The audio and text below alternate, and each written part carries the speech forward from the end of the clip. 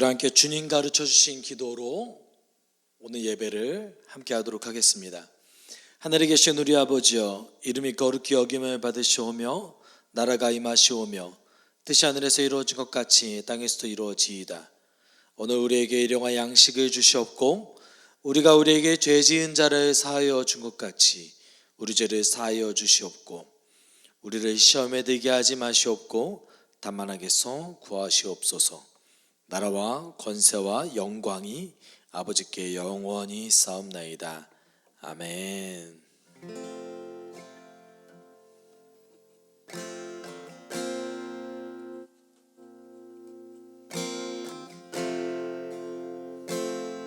우리 함께 고백하겠습니다. 완전하신 나의 주, 완전하신 나의 주, 의의 길로 날 인도하소서. 행하신 모든 일 주님의 영광 다 경배합니다. 예배합니다.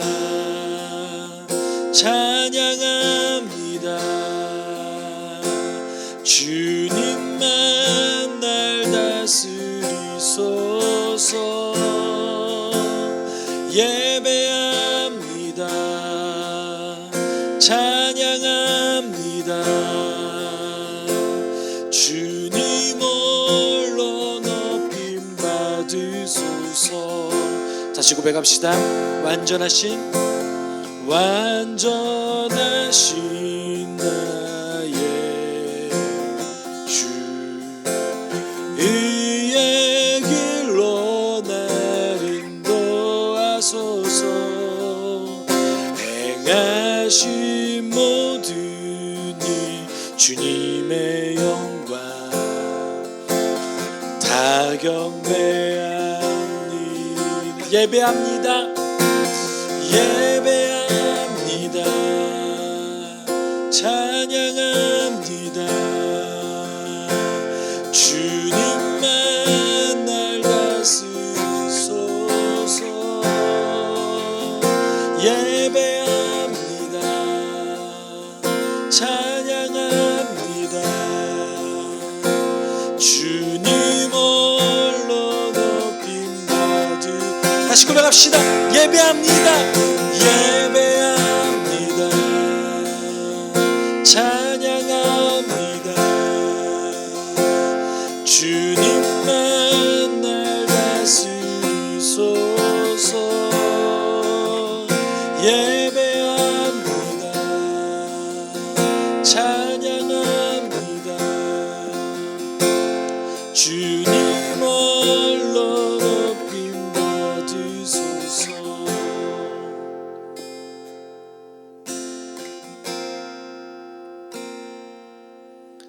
주의 따스한 사랑에 품에 안길 때 부드러운 주의 임재 나 느낄 때 눈부신 주님을 나 기뻐 누리며 온 맘 다해 주 주가 나에게 사랑을 속삭이실 때 순전하신 주의 사랑 나 느낄 때 눈부신 주님을 나 기뻐 누리며 내 삶 다려 주 경배. 나 이제 주 앞에 두 손 들고 나옵니다. 주 얼굴 바라며 내 사랑 드립니다. 언제나 주 함께 걸으며 주가 주 되심 난 누리라.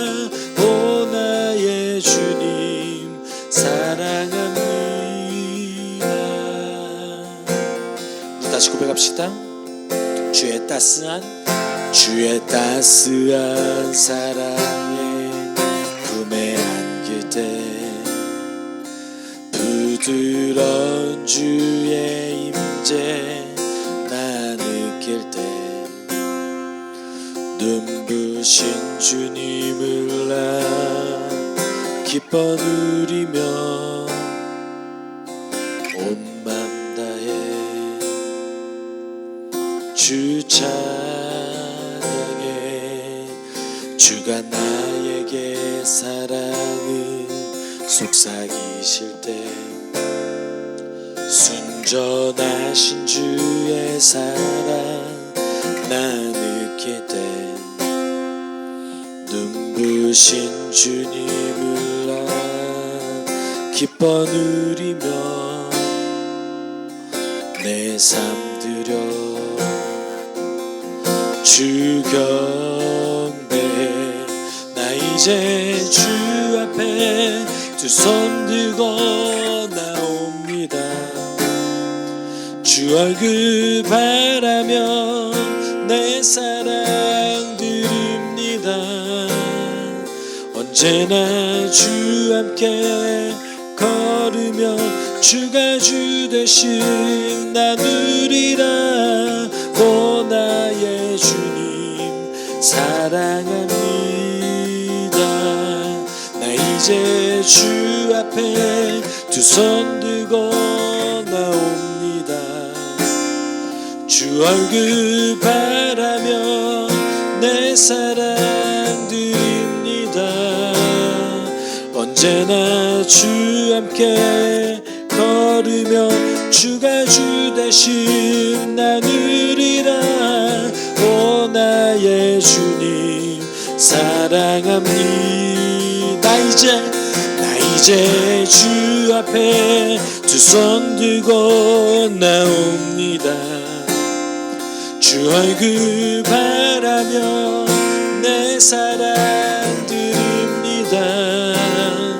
언제나 주 함께 걸으며 주가 주 대신 나 누리라. 오 나의 주님 사랑합니다.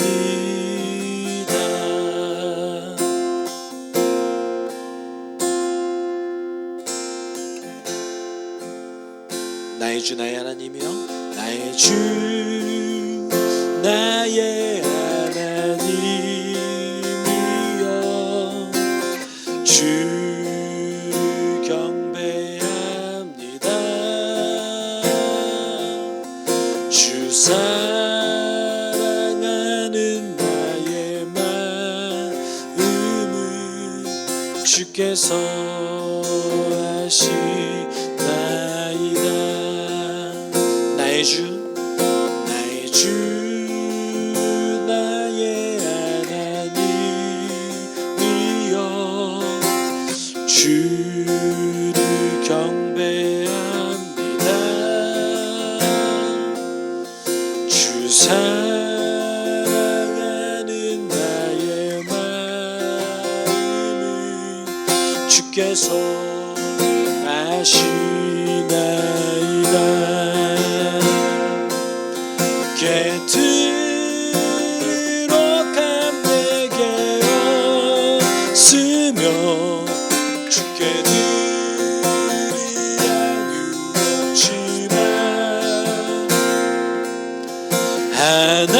하나님 형상대로 날 빚으사 새 영을 내게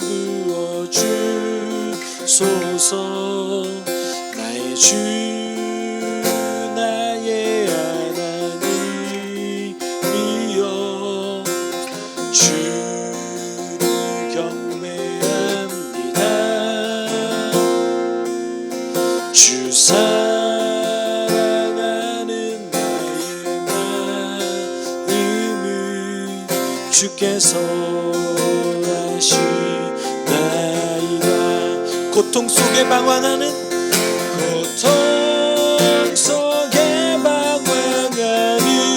내 마음 주께 없지만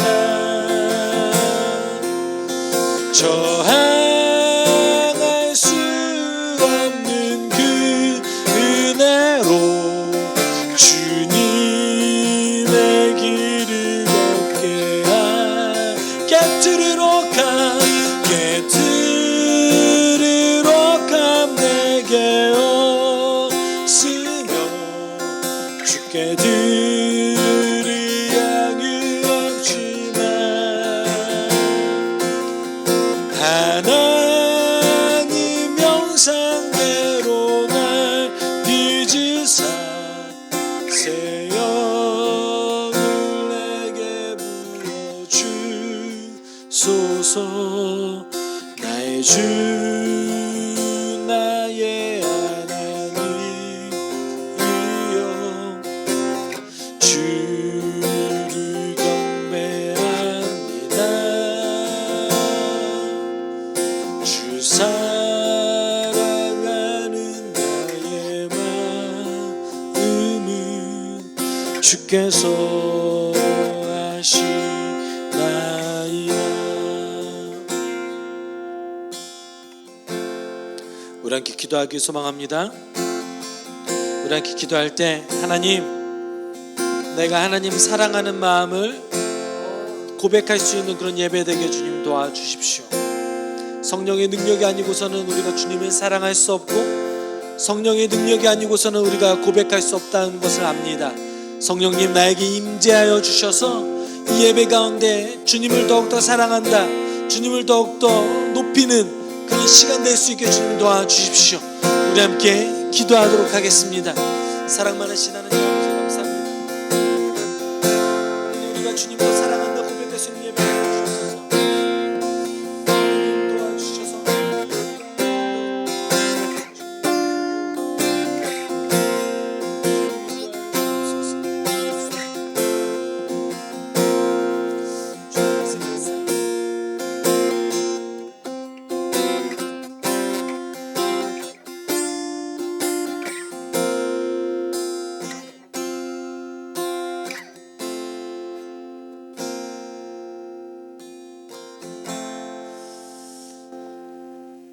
사랑이 많으신 하나님 아버지 감사합니다.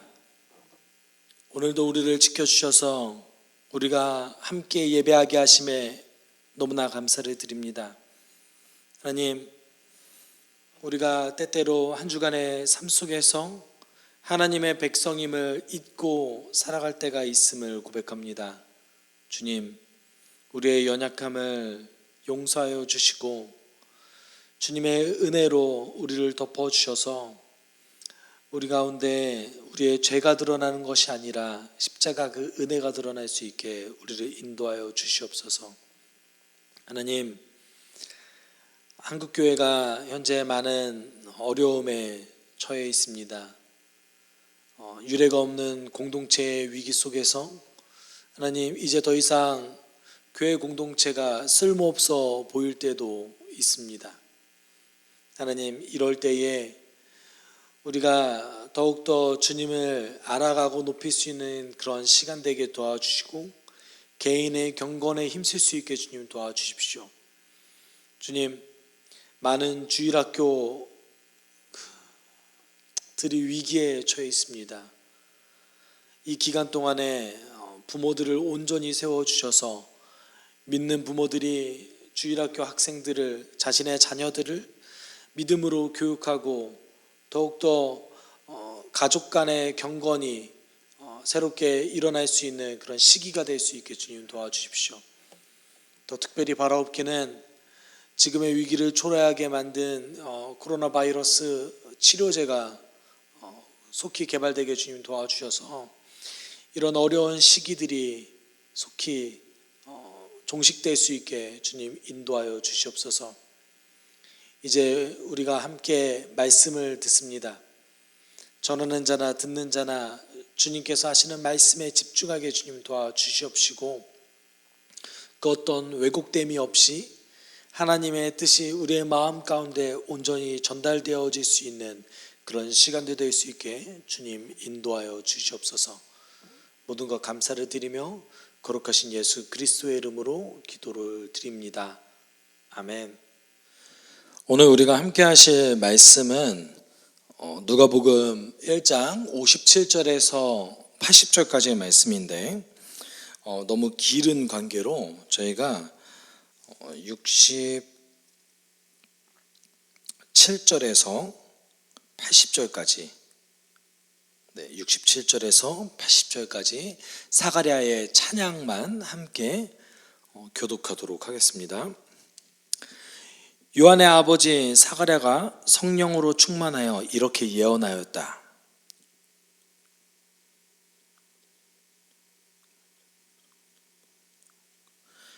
우리를 위하여 능력 있는 구원자를 자기의 종 다윗의 집에 일으키셨다.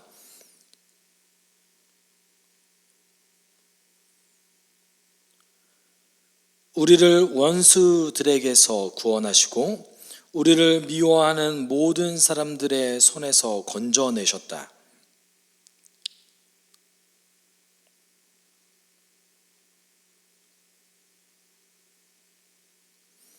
이것은 주님께서 우리에게 주시려고 우리 조상 아브라함에게 하신 맹세이니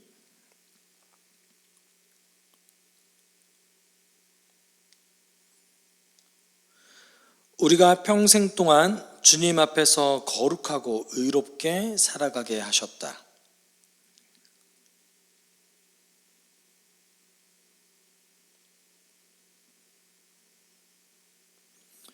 죄 사함을 받아서 구원을 얻는 지식을 그의 백성에게 가르쳐 줄 것이다.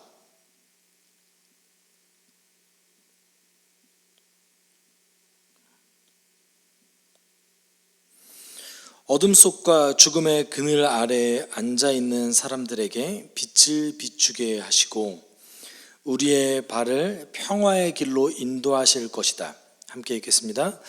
아기는 자라서 심령이 굳세어졌다. 그는 이스라엘 백성 앞에 나타나는 날까지 광야에서 살았다. 아멘. 반갑습니다. 저희가 매주 함께 보지 못하는 것이 참 아쉽긴 한데요. 그래도 이렇게 온라인 매체로서 예배할 수 있는 것에 하나님께 감사를 드립니다. 지난주에 우리는 마리아가 엘리사벳을 만나고 천사의 말을 확인받아서 이제는 마음이 변하고 하나님을 찬양하는 그런 장면에 대해서 함께 나눴습니다. 그리고 마리아가 가진 그 순수한 그 믿음, 그리고 이를 통해 일하시는 하나님에 대해서도 함께 나눴습니다. 이제 본문은 이제 다시 시점을 요한의 관점으로 바꿔서 이야기를 하기 시작합니다. 본문 57절에서 드디어 엘리사벳이 아들을 낳습니다. 그리고 이에 따라서 이웃들과 친척들은 아주 기뻐하게 됩니다. 오랜 시간 동안에 아이를 낳을 수 없었던 이 가정에 아이가 생기니 그 주변에 있었던 친척들이 너무나 반갑고 기뻐서 엘리사벳의 집에 찾아오게 되었던 것입니다. 그래서 58절에 그 장면을 이렇게 얘기하고 있죠. 이웃 사람들과 친척들은 주님께서 큰 자비를 그에게 베푸셨다는 말을 듣고서 그와 함께 기뻐하였다라고 얘기하고 있습니다. 우리가 기억해 보면 천사가 사가랴를 만났을 때 1장 14절에서 요한이 탄생한다면 많은 사람들이 기뻐할 것이다 라고 이미 예언을 했습니다. 지금 이 장면은 그 예언이, 천사의 말이 성취된 것으로 보여질 수 있습니다. 그리고 이어서 이제 8일 후에, 낳은 지 8일 후에 할례를 행하게 되고, 할례를 행한 다음에 이제 이름을 주게 됩니다. 보통 1세기 유대인들, 그리고 유대인뿐만 아니라 당시에 있었던 그 헬라 민족, 많은 그 이방인들도 대략 8일에서 12일 정도 그 사이에 이름을 준다고 해요. 아기에게.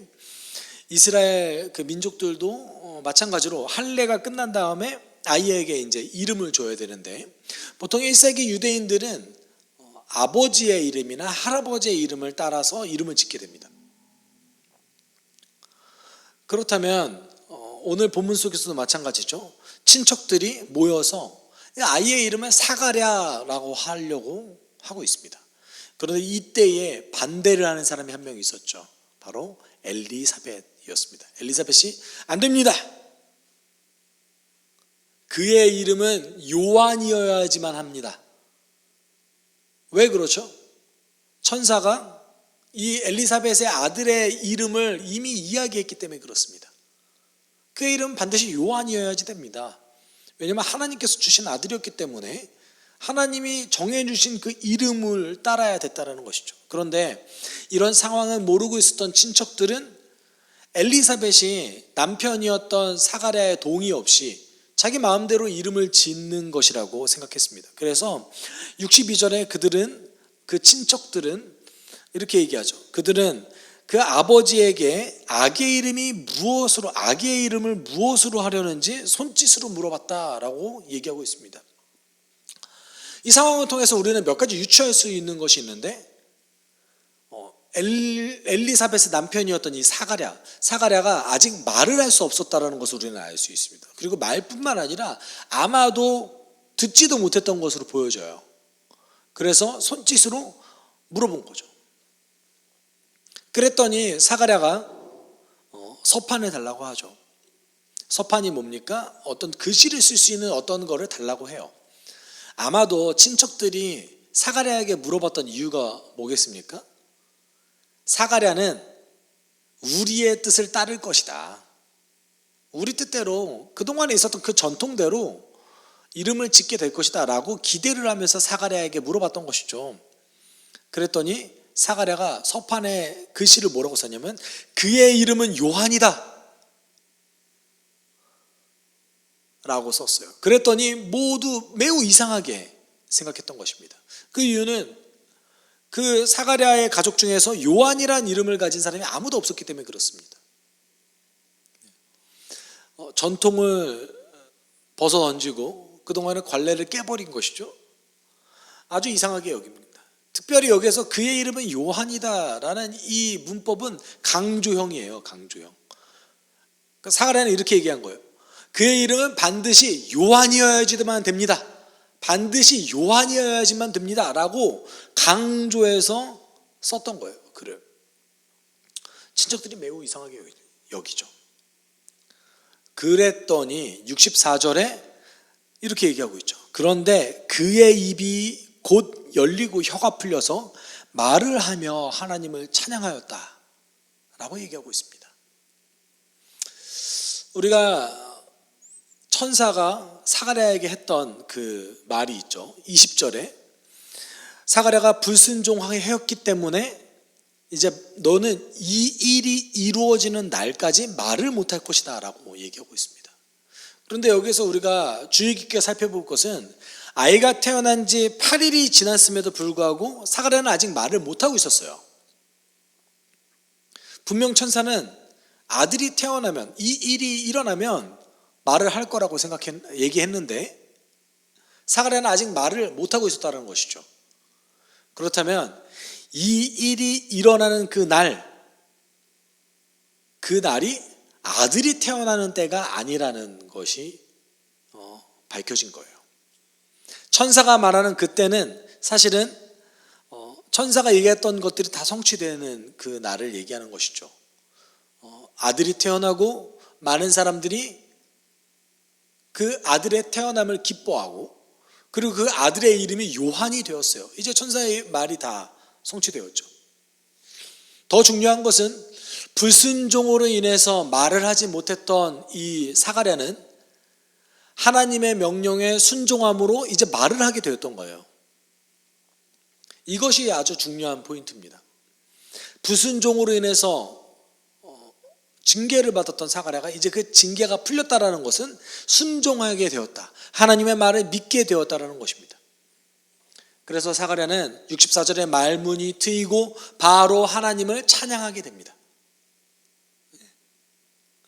이런 상황을 지켜봤던 그 친척들과 이웃들 그리고 이 소문을 들었던 모든 사람들은 두 가지의 반응을 보여주게 됩니다. 첫 번째는 두려움이에요.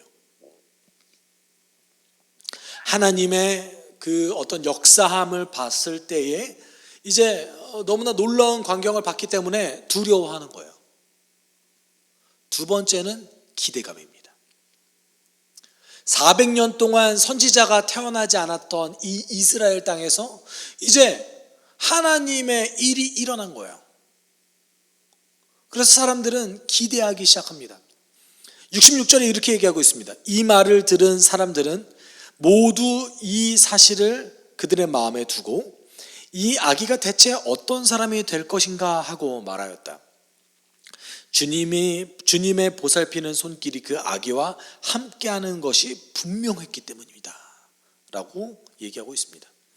여기서 마음에 두고라는 이 단어는 사전적으로 마음속에 간직하다 또는 마음속에 기억하고 있다라는 단어로 번역될 수 있습니다. 이 말은 사실은 정서적인 어떤 반응을 나타내는 표현이에요.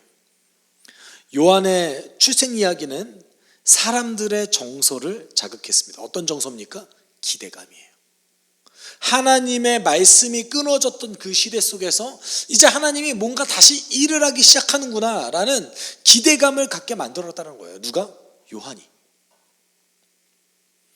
그리고 이제 이어서 누가는 또 성경은 사가랴의 찬양과 예언을 보여주기 시작합니다. 사실 그 역사적인 사건 자체로는 방금 그 사람들이 두려움과 기대감을 가짐으로 해서 마무리되었어요. 그럼에도 불구하고 왜 누가가 사가랴의 찬양을 여기에서 편집해서 삽입했을까요? 물론 사가랴가 직접 불렀겠죠. 사가랴가 직접 불렀겠지만 그럼에도 불구하고 이 찬양을 넣었던 이유는 무엇입니까? 몇몇 주석가는 이에 대해서 이렇게 얘기하고 있습니다. 이렇게 사가랴의 찬양이 등장하는 것 또는 우리가 지난주처럼 마리아의 찬양이 등장하는 것, 나중에도 찬양이 한 번 더 나옵니다. 이렇게 찬양이 중간에 등장하는 이유는 마치 오페라에서 아리아와 같은 역할을 한다라고 얘기합니다. 이게 뭔 말이냐면 오페라를 공연할 때 아리아를 부르게 되면 모든 그 연기자들은 연기를 멈추고 그 아름다운, 그 아리아는 오페라에서 가장 아름다운 곡이잖아요. 가장 그 아름다운 곡에 집중하게 됩니다. 그리고 정서적인 자극을 하는 것이죠. 그동안의 스토리를 기억하면서 사람들의 정서적인 자극을 주기 위해서 이제 이 아리아를 부르는 건데 이와 같습니다. 마치 뮤지컬에서 갑자기 모든 연기를 멈추고 어떤 주인공의 독백을 이야기하듯이 또는 노래를 하듯이 하는 것이죠. 찬양은, 사가랴의 찬양은 이와 같은 역할을 합니다. 그렇기 때문에 우리는 이 찬양이 어떤 역할을 하는지 또는 이 찬양 속에서 사가랴가 정말 깨닫고 하나님 앞에 고백하는 것이 무엇인가 살펴볼 필요성이 있습니다. 이 찬양은 64절 시점에서 아까 말문이 튀어고 바로 찬양했다고 그러잖아요.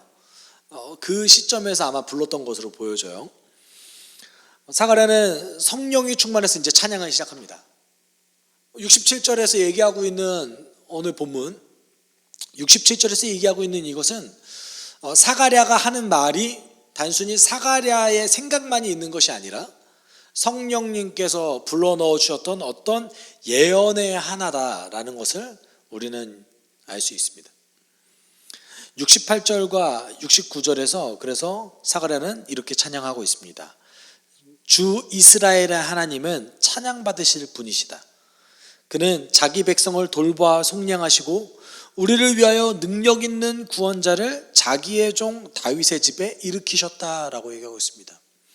68절에서 그는 하나님이죠. 하나님은 자기 백성을 돌보아 속량하시고 라고 얘기하고 있습니다. 돌보다 그리고 속량하다, 이 단어의 뜻을 다시 한번 좀 살펴볼 필요성이 있어요. 돌보다라는 것은 우리가 사전적으로 조금 더 정확하게 번역하면 만나다 라는 겁니다. 만나다, 찾아오다 라는 뜻이에요. 찾아오다. 보통 성경에서 이제 찾아오다라는 단어는 두 가지를 의미합니다. 구약 성경에서 하나님이 직접 찾아왔다라는 것은 두 가지를 함께 얘기하고 있어요. 첫 번째는 하나님이 은혜를 주시려고 찾아오신다라는 겁니다. 두 번째는 하나님이 심판을 주시기 위해서 찾아오신다라는 것이죠. 그렇기 때문에 우리는 오늘 본문 속에서 하나님이 은혜를 주시는 건가 심판을 주시는 건가 사실은 선택을 해야 돼요. 문맥을 살펴본다면 당연히 은혜를 주시기 위한 것이죠. 그런데 우리가 또 다르게 생각해 보면 우리에게는 은혜가 되는 이 말씀이 하나님을 거부하는 사람들에게는 심판이 될 수도 있는 거예요. 그렇기 때문에 이 상반된 두 가지가 함께 또 공존할 수 있는 것이죠.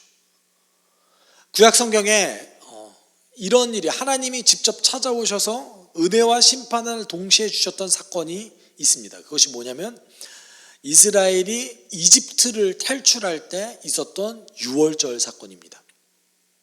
하나님이 하나님의 사자를 보내셔서 이집트에 살고 있는 모든 가정의 집집에 다 들어가게 하셔서 그 안에 있는 첫 번째 태어난 것들, 가축을 포함해서 첫 번째 태어난 것들을 다 죽이시려고 하십니다. 그런데 이스라엘 백성들이 양의 피를 우슬초라는 그런 식물에 발라서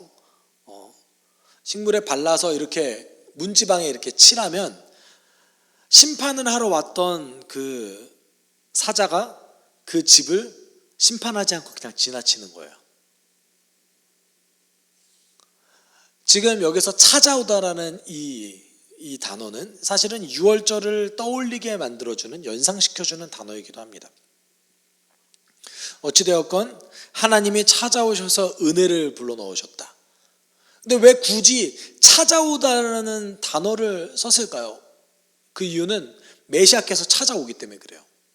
69절에 바로 얘기하고 있죠. 그리고 속량하다라는 것은 또 뭘 뜻합니까? 속량하다라는 것은 값을 대신 치러주다라는 의미를 갖고 있습니다. 누구에게서 값을 대신 치러줄까요? 그것은 나중에 제가 거론할 텐데 일단 69절부터 다시 보도록 하겠습니다. 이렇게 직접 찾아오시고 값을 대신 치러주시는 그 하나님께서 우리를 위하여 능력 있는 구원자를 자기의 종 다윗의 집에 일으키셨다라고 69절에 얘기하고 있습니다.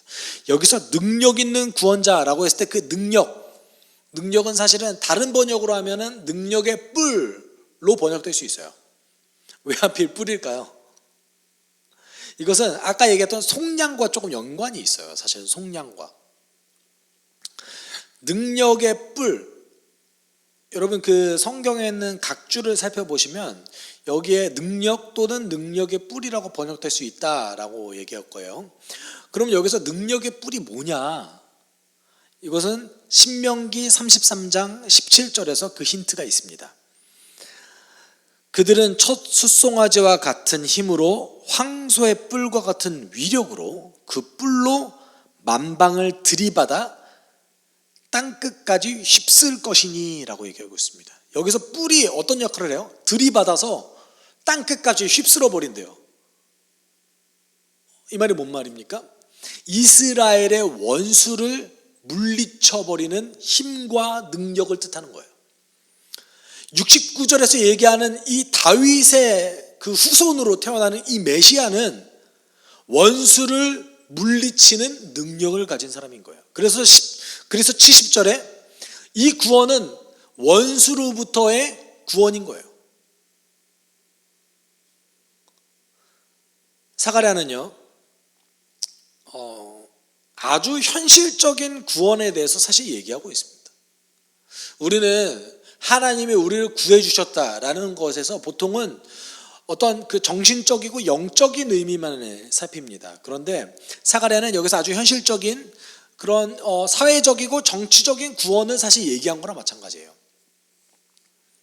사회적이고 정치적인 구원. 그러면 사가랴에게 있어서 사회적이고 정치적인 구원은 무엇입니까? 이스라엘의 독립이죠. 하나님 나라가 다시 세워지는 것, 다윗의 왕국이 다시 세워지는 것이 사실 사가랴가 꿈꾸는 구원이었어요. 여기서 나오는 원수는 뭐겠습니까? 유대인을 싫어하는 모든 정치적인, 종교적인 그런 세력들을 의미하죠. 로마 정부를 역시 포함하고 있습니다. 단순히 이것만 얘기할까요? 영적으로는 사단을 얘기하고 있기도 합니다. 두 가지를 아주 다 얘기하고 있는 거예요. 그래서 그 구원자가 능력의 뿔로 원수를 물리친다, 우리를 구원해 주신다 라는 것은 사실상 정치적이고 사회적이고 영적인 모든 구원을 포함하고 있는 겁니다. 그러면 사실 이 사가랴의 찬양이 성령의 능력으로 하는 예언이기도 하잖아요. 이런 구원이 이루어졌을까요? 우리가 십자가와 예수님의 그 나중에 있었던, 사가랴는 아직 보지 못했죠. 나중에 있을 그 사건, 십자가와 부활, 그리고 성령의 오심을 통해서 우리가 예수를 믿게 됐어요. 그래서 사단을 물리쳤다. 여기까지는 모든 그리스도인들이 동의합니다. 모든 그리스도인들이 동의해요. 그런데 중요한 것은 정치적이고 사회적인 것은 아직 해결되지 않았다는 거예요. 이스라엘은 아직 독립을 이루지 못했고, 아직 사회적인 정의, 성경에서 얘기하는 사회적인 정의가 아직 일어나고 있지 않다는 것입니다. 그럼에도 불구하고 왜 이런 예언이 있냐 이거예요.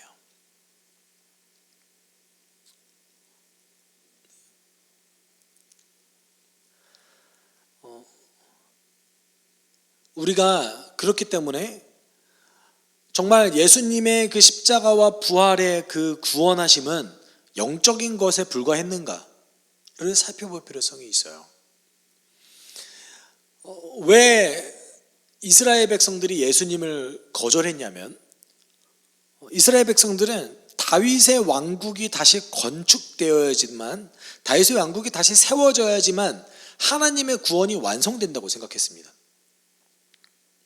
왜냐하면 하나님 나라의 백성으로서의 신분을 회복해야 되는데, 본인이 하나님 나라, 하나님의 백성인 건 알고 있어요. 모두가 다. 유대인들이 하나님의 백성인 것은 모두 다가 인정합니다. 그런데 뭐가 없어요? 하나님 나라가 없어요. 유대인들에게 있어서 하나님 나라는 뭐였습니까? 다윗 왕국이었습니다. 그렇기 때문에 간절하게 다윗 왕국의 후손, 다윗의 후손을 통한 왕을 기다렸던 것이죠. 그리고 그가 메시아라고 생각했습니다.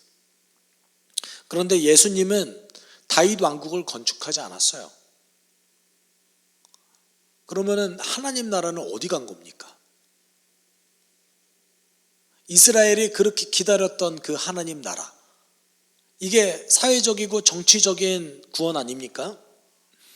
그 하나님 나라가 어디 있다고 얘기합니까? 누가복음 17장 21절에 이렇게 얘기하고 있습니다. 또 보아라, 여기에 있다 또는 저기에 있다 하고 말할 수도 없다. 보아라, 하나님 나라는 너희 가운데에 있다 라고 얘기하고 있습니다. 지금 예수님의 그 구원하심, 예수님의 십자가와 부활을 통하여서 우리가 믿음을 가져서 예수님은 우리 가운데 하나님 나라가 있다라고 얘기하고 있습니다. 이 말이 뭔 말이냐면, 예수님이 성취하셨던 이 구원하심은 사회적, 지리적, 국가적, 민족적인 경계를 허물어 버렸다는 거예요. 이스라엘은 민족적이고 국가적인 구원관을 가지고 있었어요. 그런데 예수님은 이것을 더욱더 뛰어넘으셔서 이제 정말 하나님의 그 통치하심을 인정하는, 예수를 믿는 백성들에게 하나님 나라의 백성으로서의 신분을 주신 것이죠. 그렇기 때문에 예수를 믿는 사람들이 이제는 정치적인 것, 사회적인 것, 신분과 민족을 다 뛰어넘어서 어디 가서든 구애받지 않고 예수를 믿을 수 있게 성취하신 거예요. 하나님에게 있어서, 예수님께 있어서 이것이 바로 사회적이고 정치적인 구원인 거예요. 우리가 그 속박에서 벗어나게 한 거죠. 여러분, 유대인들이 가지고 있었던 구원은 조건이 필요했습니다. 다윗 왕국이라는 조건이 필요했어요. 그러면 누가 있어야 돼요? 다윗 후손의 왕이 있어야 돼요. 이스라엘 역사 가운데 선했던 왕보다 악했던 왕이 훨씬 많습니다. 심지어 다윗조차 아주 심각한 범죄를 저지를 정도로의 문제가 있었습니다. 어떤 한 사람에 의존하는 구원관이 아니라 예수님께서는 이제 그 모든 사회적인 그런 고정관념을 벗어버리고 환경적인 것을 다 벗어버리고 오직 하나님만 섬기는 온전한 백성이 되게 하는 사회적이고 정치적인 구원을 이루신 거예요. 우리에게 하나님 나라 백성의 신분을 주심으로 해서.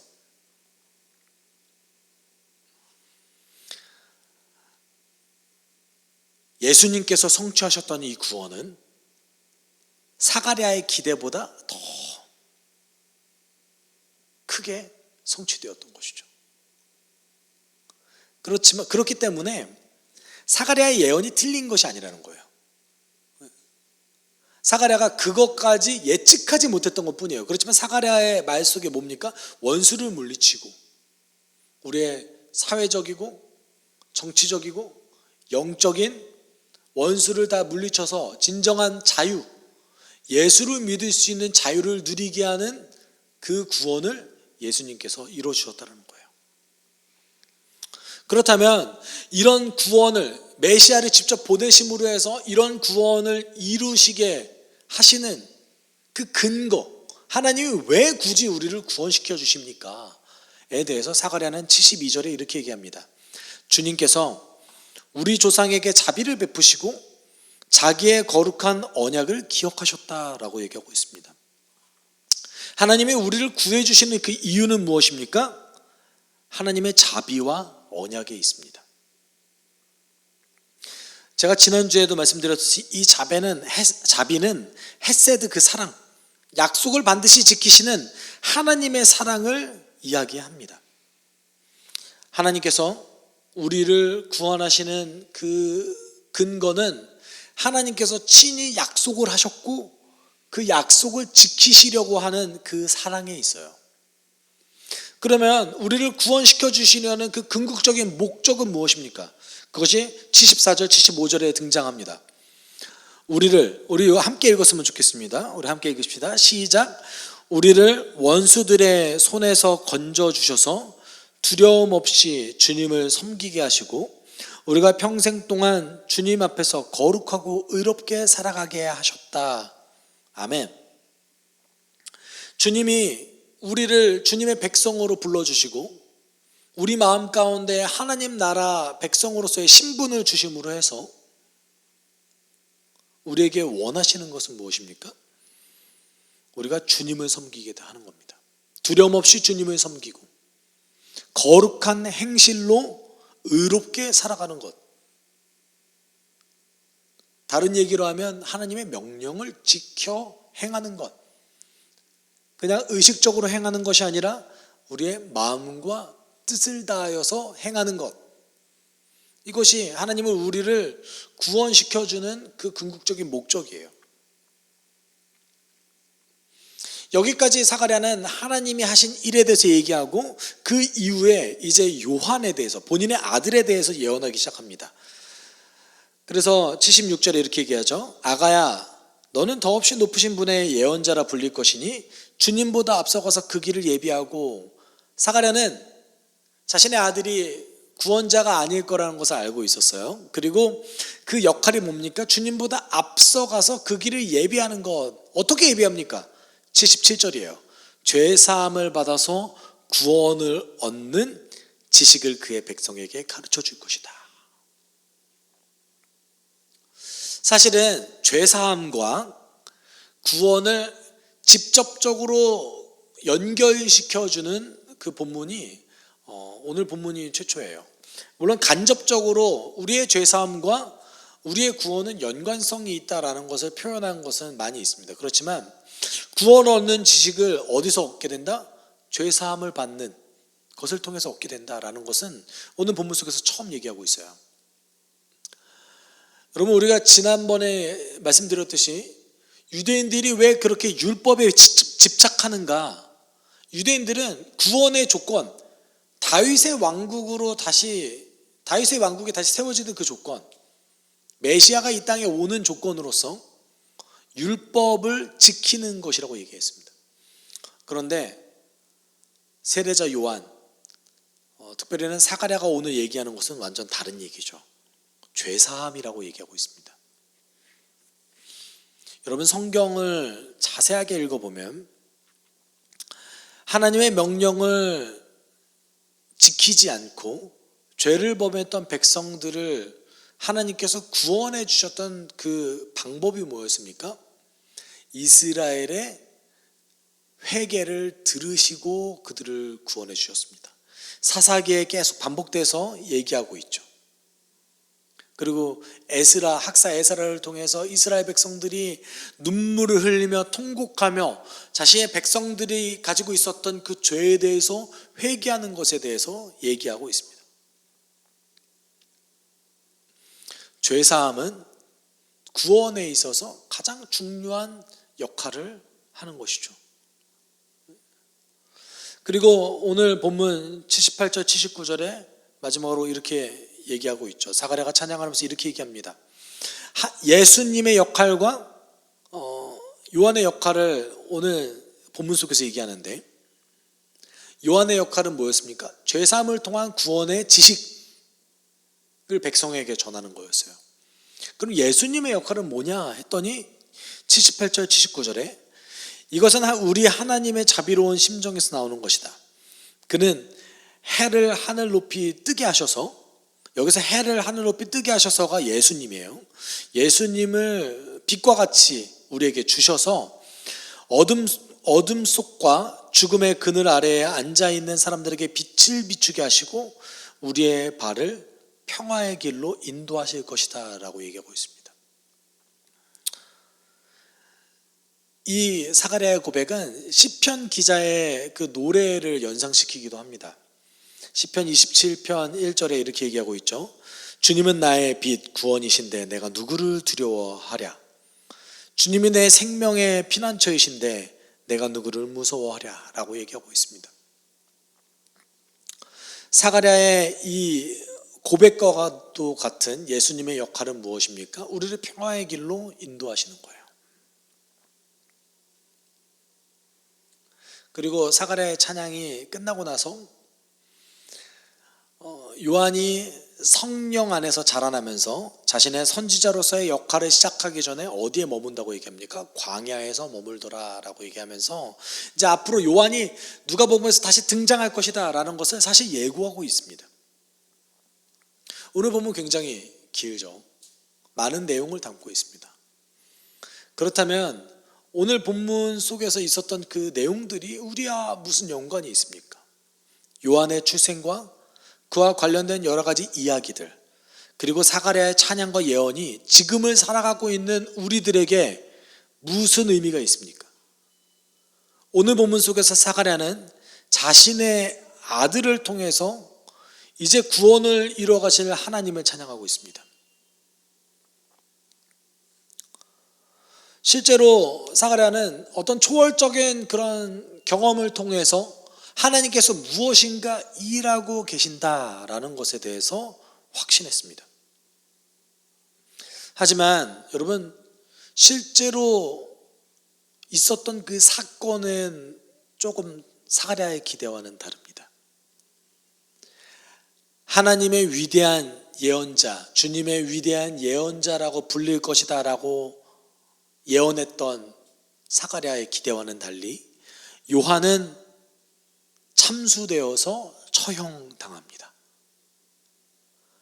그리고 평화의 길로 인도할 거라고 생각했던 예수님은 유대인들에게 거절당하고 실제적으로 이스라엘 민족은 독립하지 못하고 오히려 AD 70년에 멸망의 길을 걷게 됩니다. 사가랴가 지금 이 본문 속에서 기대했던 것과는 정반대의 결과를 가져왔던 것이죠. 그렇지만 우리가 다른 의미로 봤을 때 아까도 말씀드렸듯이 더 큰 구원, 사가랴의 기대보다 더 놀라운 일, 위대한 일을 성취하셨던 그 예수님께서는 우리가 표면적으로 봤을 때 실패한 것처럼 보였던 그 구원을 놀랍도록 변화시켰죠. 예수님보다 앞서 왔던 요한의 역할로 해서 아무런 배경도 없고 목수에 불과했던 예수님의 이야기를 사람들은 경청할 수 있게 되었습니다. 왜냐하면 요한이 예수님을 선지자로 그리고 메시아로 선포했기 때문에 그렇죠. 그리고 유대인들이 받아들일 수 없었던 그 구원을 예수님이 어떻게 성취하셨습니까? 다윗의 왕국을 다시 일으키셔서 성취하신 것이 아니라 이제 지역적이고 지리적인 그 모든 연관성을 넘어서서 그 모든 한계를 넘어서서 모든 조건을 넘어서서 우리가 예수님을 통해서 하나님과 직접적으로 대면할 수 있게끔 구원을 이루셨습니다. 믿는 자들에게 박해가 있을지언정 그 박해받는 것이 예수 믿는 것과 아무런 상관이 없게 만드셨다는 거예요. 박해를 받는다 할지라도 예수를 믿을 수 있다. 이런 거예요. 환경과 조건을 뛰어넘는 구원을 이뤄내신 거예요. 누가요? 예수님께서. 이것은 사가랴가 기대했던 것보다 더 놀라운 구원을 이뤄내신 겁니다. 이를 통해서 더 많은 자들이 유대인을 포함해서 땅끝까지 이르러서 복음을 믿고 그 원수의 속박에서 자유함을 얻은 백성들이 수도 없이 늘어나게 되었습니다. 이것이 무엇입니까? 예수 그리스도의 구원이 사가랴의 기대를 더 넘어섰다라는 겁니다. 하나님께서는 우리의 기대보다 우리의 생각보다 더 놀랍게 일하고 계십니다. 그렇기 때문에 저는 이 말씀을 날마다 가슴에 새깁니다. 선을 행하다가 선한 일을 하다가 낙심하지 맙시다. 지쳐서 넘어지지 아니하면 때가 이를 때에 거두게 될 것입니다. 갈라디아서 6장 9절의 말씀입니다. 하나님은 우리의 기대보다 더 놀라운 일을 행하시지만 연약한 저는 때때로 낙심할 때가 많이 있습니다. 하나님을 믿지 못하고 의지하지 못하고 그리고 나의 많은 노력들이 의미 없다고 느껴졌을 때, 성과가 없다고 느껴졌을 때 낙심할 때가 많이 있어요. 그럴 때마다 저는 이 말씀을 다시 한번 되새깁니다. 선을 행하다 낙심하지 말지니 때가 이름에 거두리로다.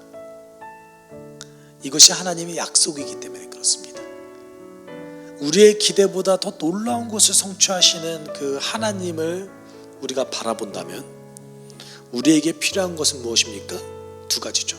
첫째는 선을 행하는 것, 두 번째는 낙심하지 않는 것입니다. 우리가 낙심하지 않기 위해서 날마다 하나님께서 우리를 위해서 무엇을 하셨는지 확인하고 하나님을 더 알아가는 시간이 필요합니다. 지치지 않기 위해 능력을 구하는 시간들이 필요합니다. 그것을 우리는 경건이라고 얘기하죠. 오늘 본문 속에서 하나님은 사가랴의 기대보다 사실 결론적으로는 더 놀랍고 위대한 일을 행하셨습니다. 여러분, 우리의 삶 속에서도 하나님은 그렇게 하실 것입니다. 우리 개인의 능력으로 봤을 때는 작고 연약하지만 우리가 낙심하지 않고 하나님을 믿고 꾸준히 의지하며 나아간다면 하나님의 때에 하나님은 우리를 일으켜 세우실 것입니다. 우리를 통해 놀라운 일을 행하실 것입니다. 저는 이것을 확신합니다. 그래서 우리가 지금 이 순간 기도할 때는 이렇게 기도했으면 좋겠습니다. 하나님, 당신의 선하심을 믿고 제가 낙심하지 않게 도와주십시오. 오늘의 삶 가운데에서 충실하게 주님을 따르게 주님 도와주십시오. 내가 지치지 않게 주님 도와주십시오. 이렇게 우리가 함께 기도하는 시간 가졌으면 좋겠습니다. 사랑이 많으신 하나님 아버지, 감사합니다. 하나님, 우리가 주님께 나아갈 때에 우리의 삶을 통하여서 우리의 삶을 통하여서 일하시는 그 주님의 능력을 우리가 보기 원합니다. 선을 행하다 낙심하지 말지니 때가 이름에 거두리라고 얘기하셨던 그 주님의 그 은혜를 날마다 느끼기 위해서 원합니다. 우리가 낙심하지 않기 위해서 어떻게 해야겠습니까? 하나님, 날마다의 경고 속에서 주님의 은혜를 구해야 됩니다. 낙심하지 않기 위해서 어떻게 해야 됩니까? 하나님께서 나에게 무엇을 하셨는지, 하나님께서 나를 위해서 어떤 일을 행하셨는지에 대해서 날마다 확인하고 알아가는 시간이 필요합니다. 하나님, 우리가 날마다 우리의 시간을 쪼개서 그렇게 살아갈 수 있게 주님 도와주십시오. 낙심하지 않기 위해서 우리의 경건에 집중할 수 있게 주님 도와주십시오. 하나님, 선을 행하기 위해서 하나님 앞에 우리의 삶을 드리고 헌신하고 나아갈 수 있게 주님 도와주십시오. 나의 만족을 위해서 사는 것이 아니라 하나님의 온전하고 유일하신 그 뜻을 위해서 살아갈 수 있는 우리 될 수 있게 주님 인도하여 주시옵소서. 주님 뜻 안에서 온전히 살아갈 수 있는 우리 되게 주님 도와주시옵소서. 사랑이 많으신 하나님 아버지, 감사합니다. 하나님, 우리가 누가복음을 함께 나눠가면서 주님께서 어떤 일을 행하셨는지 아주 구체적으로 알아갈 수 있는 시간을 가지게 하심에 감사를 드립니다. 주님, 오늘 본문 속에서 결론적으로 하나님께서 우리의 기대보다, 인간의 생각보다 더 놀랍고 위대하신 방법으로 그 일을 이루신다라는 것을 우리는 알게 되었습니다. 하나님, 우리를 인도하여 주셔서 그것을 기대할 수 있게 주님 도와주시고, 우리가 어떤 일을 하든지 낙심하고 지치고 우리의 하는 일, 선한 일을 중단하지 않게끔 주님 인도하여 주시옵소서. 날마다의 경건을 통하여서 우리가 낙심하고 지치지 않게끔 하나님께서 우리의 삶 가운데 또는 우리를 위해서 무슨 일을 하셨는지 기억하고 찬양하는 그런 시간을 가질 수 있게 주님 도와주시옵소서. 오늘도 각자의 처소에서 예배드리는 주님의 백성들을 주님 인도해 주실 것을 믿으며 거룩하신 예수 그리스도의 이름으로 기도드립니다.